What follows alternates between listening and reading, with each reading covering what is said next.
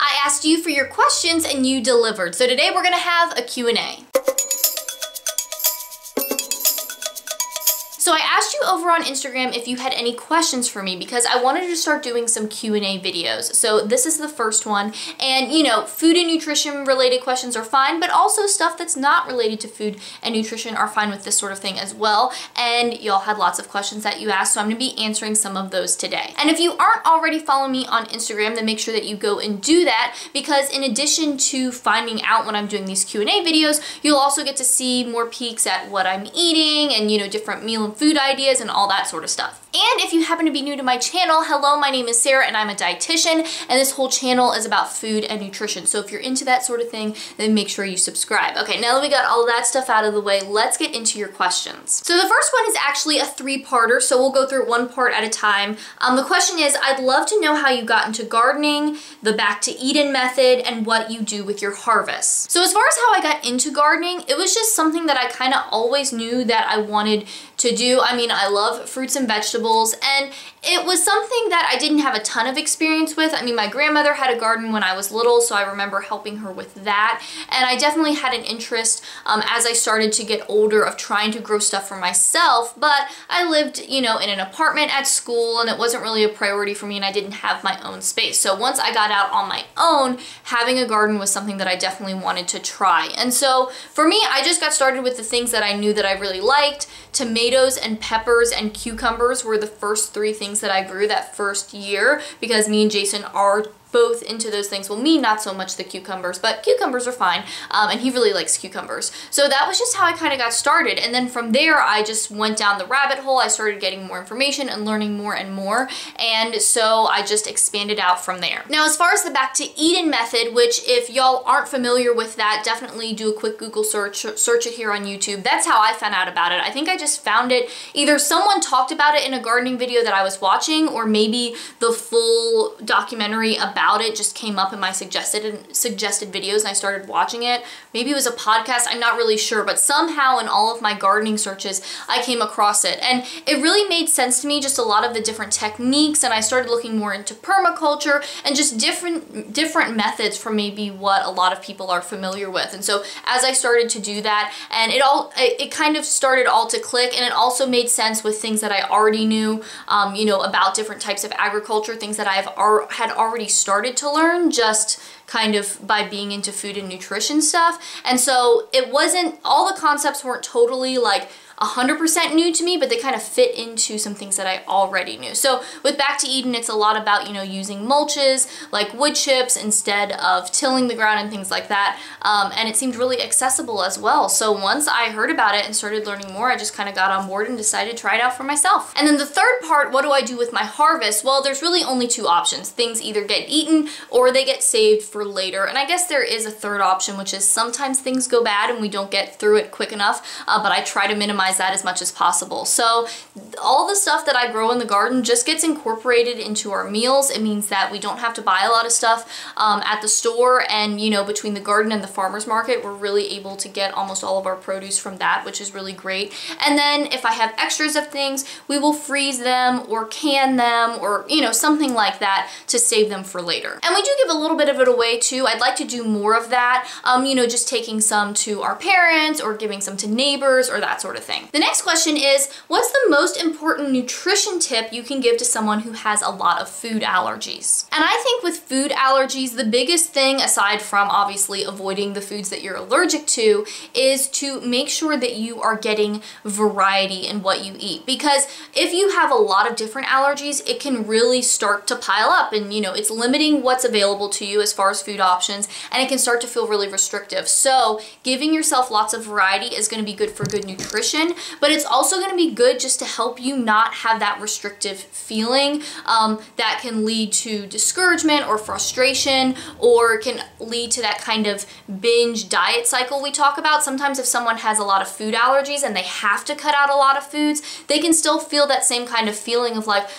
you know, restriction or deprivation, and it can lead to overeating and that sort of thing. So giving yourself lots of variety, interesting things to be excited about with your food, and then also thinking about other things you can do in your life to give you that joy and excitement so you're not feeling so restricted. Next question is, I have trouble eating in the morning. What is a good small breakfast that's fast that I could have? As far as quick breakfasts go, one of my favorites is just a piece of fruit with either some nut butter or a handful of nuts. That's something that I do a lot of times if I'm in a hurry. Normally I have time to eat breakfast in the morning, so it's not something that I have to deal with, but if I am in a rush, you know, a banana and some almonds or an apple and some peanut butter or something like that, that's something that's small, gets me out the door, and is really portable and easy if I need to take something with me. So that I think is a really good go-to. Something else you can try is doing some breakfast prep. So taking the time ahead of time to make a bunch of stuff that you can easily have for breakfast. So that could be making those kind of little mini frittatas in the muffin tins, or even just making a big frittata and having the slices cut up for yourself. It could also be making some breakfast burritos, you know, some different types. You'll label them, get those in the freezer, and then you can pull those out the night before or the day of and heat up in the microwave.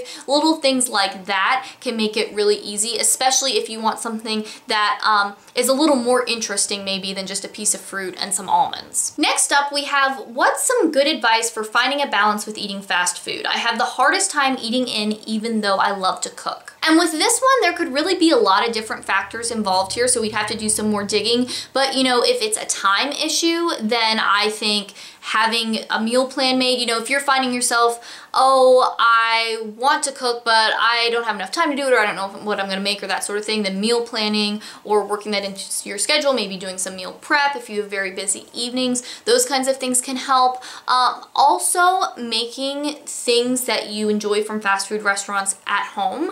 So maybe you're craving those foods because you like them and they're tasty, and you don't make those things at home. So making meals that are similar to that at home can also help. And I think another thing, a lot of it has to do with our habits and our routines. So if it's just kind of become a habit for you, like, oh, I could make dinner, but I'll just go through the drive-thru instead, then it might just take a little conscious work to work on that habit and break it and get a new routine started. Now, I want to be really clear here that this isn't about, you know, cutting out fast food and never having it ever again, ever in your whole life. But if you're finding that you're eating fast food more than you would like, then I do think it is something that you can work on and try to think about and figure out what's going on there. Because if you're doing something and you want to be doing something different, then you definitely can make that change. Sometimes it just takes a little bit of focus on your part, or figuring out what the other factors are that's leading you to keep making that choice that you don't want to make. Next question is, how do you feel about Nonstick Cooking Spray like Pam? I don't have super strong feelings about Nonstick Cooking Spray. It's not something I think about that often, really, because it's not something I personally use. I could be wrong about this, but I think it's a little bit of a remnant of the really low-fat craze where people are trying to use no fat at all. So it's this idea that you can get this fine mist of, you know, some sort of cooking oil in your pan rather than, you know, pouring in a little olive oil or putting in some butter or coconut oil or whatever type of cooking fat you're using. It's a way to cut the fat and slash the fat and all that sort of thing. So for that reason, I don't really use it, because if I'm cooking, I'm just gonna use whatever oil or fat or whatever that I want to cook with. So I definitely don't think it's a necessary thing. There can be some concerns about, you know, what else is in there. You're not just getting the oil, you're getting all the propellants and whatever. And also, sometimes the quality of the oils in those aren't great. There are more options now though, so, you know, that's kind of a give or take. But I would say those things totally aren't necessary, and they're not something I personally use. You know, you can just use whatever fat you want to cook with. Now, with that said, I know sometimes people really like those cooking sprays for certain applications. So maybe if you're making some muffins and you just want to be able to spray the tin with a light coating so things don't stick, or you're making a cake or something like that.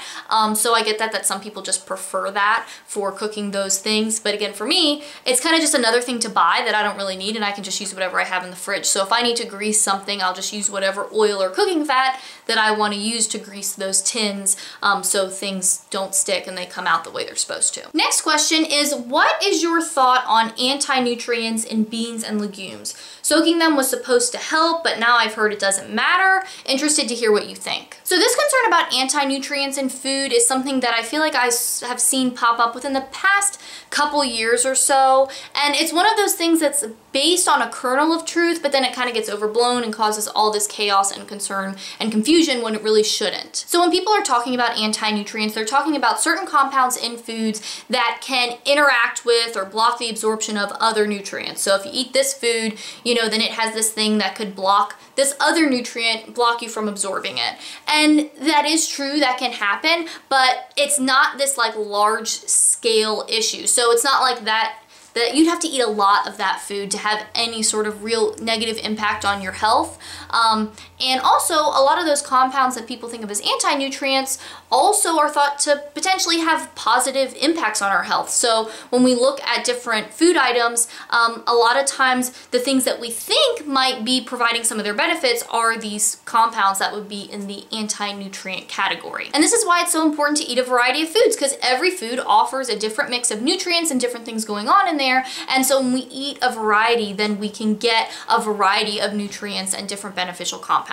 Plus, we get more enjoyment out of our food because we have different flavors and textures and all of that kind of stuff going on too. Now, as far as the beans specifically, this is one that's always confused me a little bit because I always soak my beans anyways. Like, there's this whole big deal about you gotta soak your beans, but if I have dry beans, I always soak them before I cook them because you have to soften them up before you can put them in the pot with the water and let them cook. I mean, I guess there are methods where you could put them in totally dry and you just have to cook them for a very long time. And of course, now people have things like the Instant Pot and other electric pressure cookers that people are using. But, you know, for me, I'm always soaking my beans anyways. And so that's just kind of like a natural part of cooking that food, is that's how you cook it, that's what you do.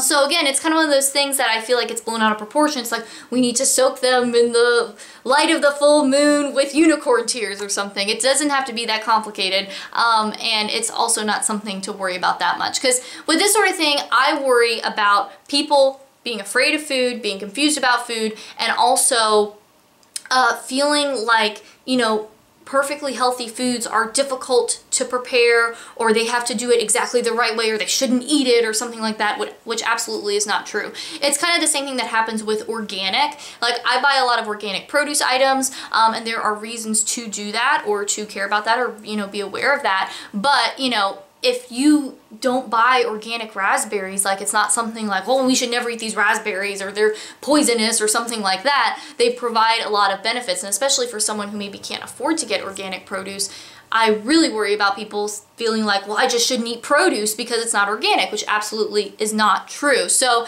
it's another version of that sort of thing.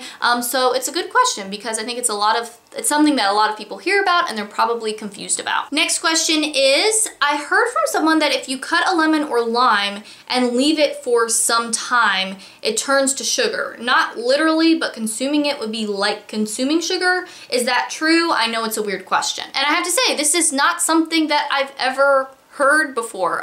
So I'd be interested to know where you heard it or learn more about this idea, if it's something that's floating around, or if any of you have heard this as well, because it's not something I've ever come across, but it's also not something that's true. So, you know, cutting a lemon or a lime and just letting it sit out there, it doesn't like change it in any way.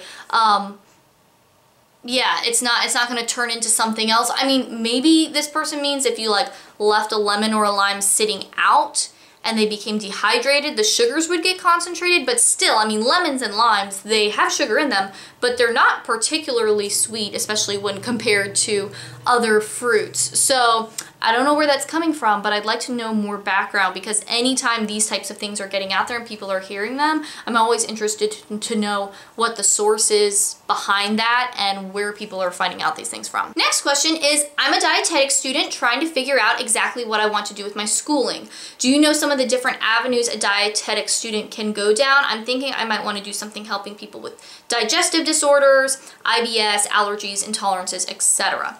Great question. So when it comes to finding out more about different avenues, as a dietitian, I think the best thing to do is to try to shadow people. So if you are interested in working with people with digestive disorders, then I think it's a good idea to try to find a dietitian who works with that and see if you can go shadow with them. Now, sometimes it doesn't always work out depending on what their schedule is like, or if they have experiences that they could show you, but it doesn't hurt to ask, and it's a great thing to do just to get that extra level of experience. And also it can help you to know, like, maybe there's something you think you're super interested in, but then as you start to shadow that person and see what their day is like, or kind of what kinds of things they're dealing with, you might decide that it's not for you. So I always encourage people to shadow dietitians in different areas if they want to find out more about that specialty. And then as far as the different paths for dietitians, there are so many just because food is kind of everywhere and everybody has to eat.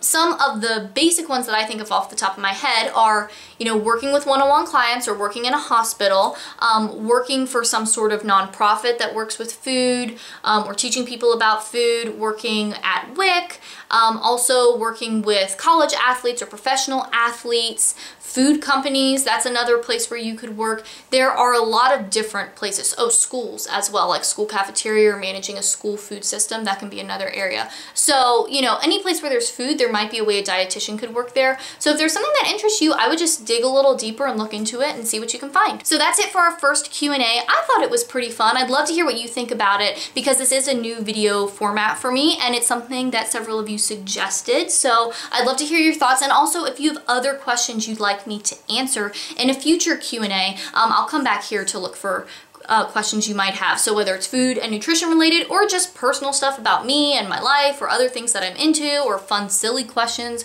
or whatever, it's all good. And I'll also be asking those on Instagram too the next time I do one of these videos. So I hope you liked it, and if you happen to be new here and you want more healthy eating tips and nutrition info and videos like this one, then make sure that you subscribe, because eating healthy and living a healthy lifestyle really doesn't have to be complicated, and I'm going to show you how to do it. And if you want to watch some more videos, I have a couple linked over here that you might like. Thanks for watching. I hope you're having a great day, and I'll talk to you next time.